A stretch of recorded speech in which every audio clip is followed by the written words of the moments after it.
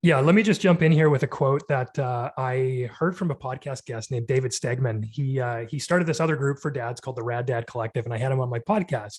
And one of the things he said, which like has just literally been in my mind for the weeks since I've talked to him, he said, "Men all crave a deeper, closer connection, but there's never an invitation to go there."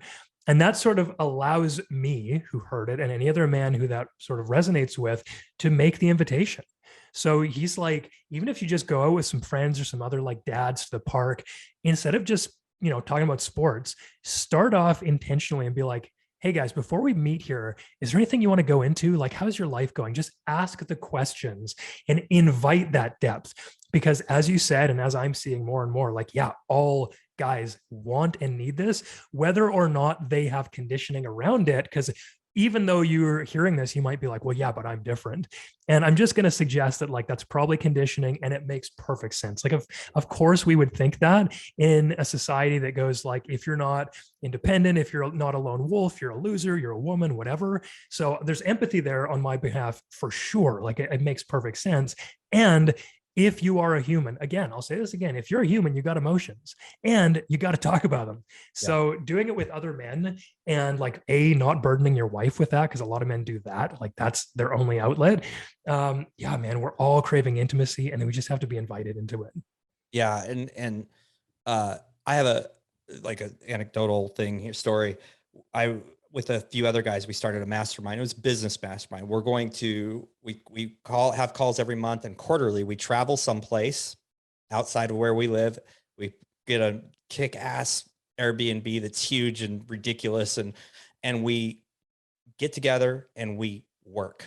We strategize. We talk about things we've learned in our own groups, in our own circles. We bring them together. We work. We record podcasts. We make content. We work together. We give each other ideas, bounce things off each other.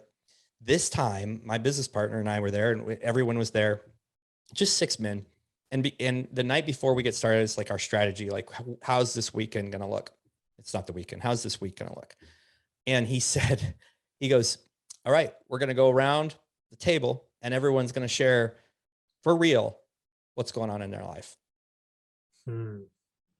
Crickets. I'm like, this is the best thing ever. Like, seriously, I think I might even said that out loud. And everybody's like, the first guy that went, we knew would open up. So we opened up.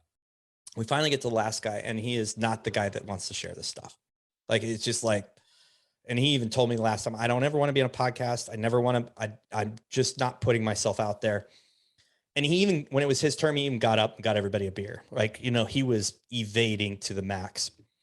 Well, he came back. We were in another conversation. Hey man, we're not forgetting, it's your turn. And, dude, he went through some struggle. It took him some time to get there. Completely changed the outcome of that week that we were working.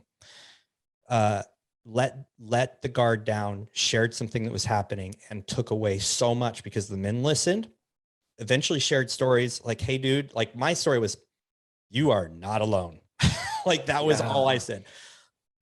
Yes, and yes, you are not alone. And then a lot more talk happened to that.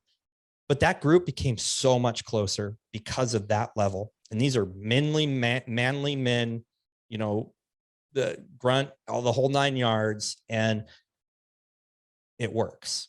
It's needed. No matter how guarded you are, it's so incredibly important.